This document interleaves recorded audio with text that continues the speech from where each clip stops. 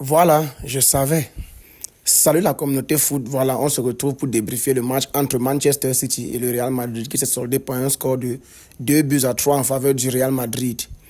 Voilà, avant de commencer les gars, s'il vous plaît, pensez à vous abonner, activer la cloche de notification. On a l'objectif d'atteindre 500 abonnés avant le début des huitièmes de finale le mois prochain. Donc s'il vous plaît, c'est gratuit et ça donne de la force, ça soutient aussi la chaîne. Likez, partagez, abonnez-vous, activez la cloche de notification pour ne pas rater les prochaines vidéos. Le débrief commence tout de suite. Voilà, déjà on est venu avec une composition d'équipe classique de la part du Real de Madrid avec Ceballos, Camavinga qui fait son retour dans le 11. Et Valverde qui a joué en latéral droit aujourd'hui vu que Vasquez s'est aussi blessé. Donc on avait une charnière, Tchouaméni avec Raúl Asensio. On a préféré Mendy à gauche que Fran Garcia et à droite on avait Valverde. Au milieu de terrain, Ceballos, Camavinga et puis Bellingham. Et puis devant, Vinicius, Rodrigo et puis Mbappé en pointe. Voilà, donc le City qui est aussi venu avec sa part de 11 avec John Stones en 6, qui a fait un bon match d'ailleurs.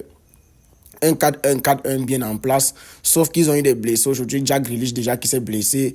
Ensuite, il y a Akanji qui s'est blessé aussi. Il s'est remplacé on l'a remplacé à la mi-temps. Sauf donc que pour moi, c'était deux équipes qui s'affrontaient. Je ne savais pas qui allait vraiment gagner, mais je pensais vraiment que le Real allait gagner. Dans ma vidéo même que j'ai fait pour parler des pronostics de qui je vois passer pour les barrages, après les tirages au sort, moi j'avais dit que je vois le Real se qualifier. Parce que les deux équipes sont faibles défensivement, mais au moins on a vu le Real montrer des belles choses offensivement comparé à City. Ce n'est pas le Haaland Prime qu'on a connu à sa première saison à City. Et puis à côté de lui aussi, ça ne stade pas. C'est pas comme si Foden est encore à son niveau qu'il avait la saison dernière. Grealish, c'est moyen. Doku, c'est à peine, même si on le voit jouer récemment. Les Marmouches et tout, ils ne sont pas encore bien intégrés dans le collectif. Bernardo Silva, ça se fait déjà vieux. De Bruyne, ce n'est plus De Bruyne qu'on a connu dans le temps. Donc quand ils sont venus aujourd'hui, moi je me suis dit, les gars, moi je sens que le Real Madrid va même gagner aussi à l'extérieur. Parce que quand on voit déjà l'entame de match, oui, les choses se passent bien, si tu as la possession, si tu domines, si tu es bien en place. Sauf que si tu as montré des belles choses jusqu'au moment où ils ouvrent le score avec un but de Haaland. Très belle combinaison et tout. Guardiola qui est toujours encore se projeter dans la surface adverse et tout. Il a mordu un ballon. Je vois les archives voir qui font des polémiques. Il y avait le genou, machin. Les gars, ces gars n'ont pas la science infuse. Oui, l'arbitrage se trompe souvent. Oui, même on a même vu l'horloge semi-automatisé là, fait des dingueries avec Barcelone contre Sociedad et tout. Mais je ne sais pas pourquoi vous voulez tout chercher, les polémiques, à tout fait de jeu, tout fait d'arbitrage. Moi, je ne suis pas dans ces jeux-là. Il y avait but. Et c'était clair et net. Alan était derrière la balle. La seule chose qu'il pouvait être hors c'était peut-être sur son bras qui était tendu. Et puis, comme on coupe souvent l'orge au niveau du manche du tricot, je me disais qu'entre son épaule et où le manche du tricot et où le manche du maillot finit, ça pouvait être orge puisqu'il tendait le bras légèrement. Mais on a coupé, il n'y a pas hors-jeu. Pourquoi vous voulez polémiquer? Il n'y a pas hors-jeu si tu mènes 1-0. Sauf donc que quand City mène 1-0, je vois un City qui ne cherche plus à casser les lignes, qui ne cherche plus à provoquer, qui ne se force pas à partir chercher le but du break. Et je me pose la question, mais attendez un peu, qu'est-ce qui se passe là? Est-ce que vous savez qu'en face, c'est le Real de Madrid que vous êtes en train de jouer? Vous êtes en train de jouer, c'est le Real de Madrid en face de vous. Une équipe capable de gagner le match sur les dernières secondes d'un match. Vous ne menez que d'un seul but. Une équipe qui a remonté les 2 buts, 3 buts ici en Ligue des Champions, on a vu. Vous ne menez que d'un seul but. En plus, le retour, c'est chez eux. Et vous jouez la suffisance. Ils font tourner le ballon, ils rentrent au gardien, ils reviennent, à peine ça touche, Johnston ne traverse pas le milieu de terrain. À peine Johnston a touché le ballon, ça rentre sur Guardiola, ça joue derrière, ça tourne de gauche à droite, ça repart derrière. Attendez un peu, vous pensez vraiment que le Real Madrid va se livrer, genre, ils vont vous attaquer, venir chercher le ballon haut. Jamais le Real Madrid ne va se découvrir et vous laisser les espaces dans le dos. Jamais ils ne vont vous faire ce luxe. Parce que même s'ils perdent seulement d'un seul but, ils ont le retour à domicile et ils vont tout donner. Même si c'est le match nul, ça les arrange encore mieux. Et quoi de mieux encore que de gagner comme ils ont fait ce soir. Dans le Real de Madrid, il n'y avait que Mbappé qui faisait les courses en tant que le numéro 9 pour essayer un peu de mettre le pressing sur le gardien quand le gardien recevait la balle. À part ça, rien.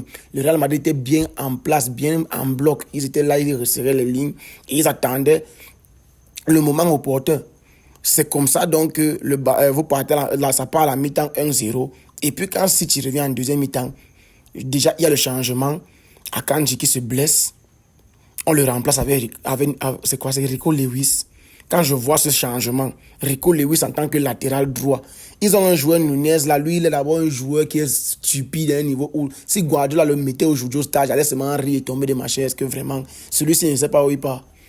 J'ai vu City jouer aujourd'hui, je me demandais s'ils sont conscients que le match c'est sur deux phases et que la phase retour ce n'est même pas chez eux et ils jouent avec une telle suffisance. C'est quelle consigne que Guardiola leur a donné de jouer la passe à 10 et ne rien foutre avec la balle. Ils ne forçaient quasiment pas, ils jouaient arrêtés. Les joueurs ne couraient pas, ils recevaient la balle, ils restaient sur place. Ils regardaient tout le monde avant de refaire encore une passe à côté, une passe latérale ou bien une passe derrière. Même jusqu'à la deuxième mi-temps, c'était pareil. Et vous connaissez le Real de Madrid, surtout en Ligue des Champions. Ils ne sont pas là pour vous produire le plus beau football. Ils ne sont pas là pour vous éblouir le monde de leur talent et tout, et tout, et tout. Certes, c'est une équipe qui n'est pas cohérente. C'est une équipe qui est une addition de talents individuels parce qu'aujourd'hui, plusieurs fois, j'ai trouvé Rodrigo PSO, Bellingham PSO, Vinicius encore pire PSO. Et puis Mbappé qui était là, il cherchait son but. Et il s'est procuré pas mal d'occasions aujourd'hui. Et finalement, c'est lui qui vient. Oui, certes, il a raté sa frappe, les gens peuvent se moquer, mais ça, c'est le but. À la fin de la journée, il a marqué. Même si c'est avec l'oreille qu'il marque, le tibia, le genou, les fesses ou quoi que ce soit, il marque. Un but partout. Et à ce moment, le Real Madrid a eu son temps fort. Ils se sont procurés des occasions et encore, et encore, et encore. Il y a d'abord, tu vois, Mendy qui a raté. Je crois que il pouvait ouvrir le score sur une action en première mi-temps. Il a raté ça. Mais là, le Real Madrid, quand j'ai vu le 1-1 et la façon dont le Real Madrid a commencé à mettre la pression sur City, là, je me suis dit, j'avais raison. Le Real Madrid ne peut plus perdre ce match. Ils vont gagner ce match. Parce que dans leur temps fort, ils marquent souvent, ils marquent toujours. Et on va se rendre compte que dans 2-3 minutes, ils vont mettre le deuxième, voire le troisième but. Et City va se retrouver à 3 contre 1, alors qu'ils menaient juste quelques minutes avant. Sauf donc que, sur un coup de jeu, il y a pénalty pour City. Et je vois encore les gens venir. Non, il n'y a pas pénalty. Mais les gars, vous voulez déjà faire le travail des arbitres. Oh, les réseaux ont donné la force à tout le monde. Tout le monde se croit connaître le football, connaître les règles d'arbitrage, quand il faut siffler, quand il ne faut pas siffler. Quand le joueur a le pied sur la ligne de la surface, on considère qu'il est dans la surface. Et il se fait percuter au niveau du genou. Donc, Ceballos fait faute sur Foden. Il y a pénalty. Et Alan qui transforme le penalty. Et j'étais triste devant ma télé. Pas que ça me faisait du mal que le Real est en train de perdre. Si vous perdez, ça m'arrange. Vous n'ignorez rien. Mais tellement City était ignoble que j'étais du genre, vous êtes sérieux là, le Real. Vous êtes sérieux que vous allez perdre contre cette équipe de City, c'est que tout le monde handicap. Une équipe qui est ignoble ce soir. Ils vous mènent, pas parce qu'ils sont supérieurs à vous dans le jeu. Ils sont bien nuls. Ils ne jouent presque pas. Ils refusent même de jouer à la limite. On dirait qu'ils sont juste venus pour vous priver de la balle et ça leur suffit. C'est tout. On dirait que ça leur suffit comme ça. Quel charisme, les changements nuls. Un De Bruyne qui a duré au stade, on ne sait pas pourquoi, alors que De Bruyne se fait déjà vieux. C'est déjà limité techniquement. Bernardo Silva qui avait souvent cette explosivité, technicité de souvent éliminer. On ne voit plus ça. Foden aussi. Erling Haaland, c'est compliqué pour combiner et tout ça. Lui, c'est beaucoup plus un finisseur. Et il a marqué ses 2 buts aujourd'hui. Tu ne vas rien reprocher à Haaland. Les défenseurs étaient là, ils faisaient les passes, à tourner à gauche et à droite. Mais quand je vois comment le Real Madrid se faisait miner aujourd'hui, alors qu'ils avaient des temps forts, ils avaient la possibilité de mettre le 2-1, ça me rendait malade. Que si tu ne mérites pas de mener au score ici, il ne mérite même pas de gagner ce match. Quand je vois la 85e et que si tu mènes, je suis du genre, vous êtes sérieux que vous allez perdre ce match-ci là, le Real. Et puis, sur un coup de génie venu de nulle part, occasion du Real, Ederson qui repousse la balle, reprise de Brahim Diaz qui venait tout juste de faire son entrée sur la pelouse. Je ne savais pas que c'était un ancien de Manchester City. Je l'ai vu, il n'a pas voulu jubiler. Ça veut dire que c'était un ancien de Manchester City. Moi, je l'ai connu, il était au Milan, donc je ne connais pas trop son parcours. Apparemment, c'était un ancien de la maison Citizens, donc il ne célèbre pas. Et là, le Real vient à 2-2. Ce que je n'avais pas vu venir, c'était que le Real allait gagner ce match, je vous assure. Que le Real ne perde pas le match, oui, il ne méritait pas de perdre ce match, vu ce que City a proposé. Avant la rencontre, je me disais même qu'ils allaient taper City, mais ils n'ont pas été non plus imposants, ils n'ont pas dominé City. Donc, à la limite, un match nul pour moi, quand je vois le déroulement de la rencontre, je me dis un match nul pour départager les deux équipes qui sont aussi quand même moyennes dans la totalité de ce qu'ils ont montré cette saison, surtout dans le jeu. Je me dis c'est quand même mérité un match nul. Mais je n'avais pas vu la victoire venir, vu comment le match s'est passé. Mais je ne les voyais pas encore sortir le coup du bandit là. à la dernière des dernières minutes. Voilà, le Rico Lewis là, évidemment que son entrée ne m'a pas rassuré du tout, surtout qu'il devait barrer Vinicius. C'est celui que Vinicius prend le ballon. Il se jette timidement. Vinicius, lui, il y va vraiment pour prendre la balle. Et il prend la balle. Il veut lober le gardien. Ce n'est pas assez puissant. Bellingham qui a suivi l'action. Très belle action de sa part parce que lui, il a suivi l'action. Je ne sais pas Mbappé. Oh, Mbappé était sorti à ce moment-là. Et c'était Fran Garcia qui était entré. Donc, Bellingham a joué un peu son rôle qu'il jouait la saison dernière. Il y a ce projet, le milieu qui se projette en faux neuf. Et effectivement, si c'est pour jouer en tant que numéro 9 quand même, Bellingham s'y connaît un peu. Il a quand même les repères. Donc, le fait qu'il a suivi cette action, masterclass. Et il est là, il devance Stones et il claque le but. 3-2 pour le Real Madrid. Et là, je secoue la tête que oui, je n'avais pas vu ça venir, mais ce n'est pas du tout volé. C'est du banditisme, mais ça, c'est du Real de Madrid. Gagner les matchs au moyen time. Parce que City, ouf, Seigneur, une équipe que le PSG fait la remontada, le PSG qui est le master class pour prendre les remontadas. Le PSG fait les remontadas. Arsenal tape 5-1. Tout le monde tape. Même quand ils jouent les D3, ça a du mal à gagner en fin de match 2-1 et tout et tout. City, cette saison, c'est pourri. Je pense que Guardiola est en fin de cycle avec cette équipe et il doit changer d'air ou prendre définitivement même sa retraite ou une pause d'un an pour essayer un peu d'éclaircir ses idées par rapport à tout ce qui se passe dans sa vie privée et tout et tout et tout. Je pense qu'il en a besoin.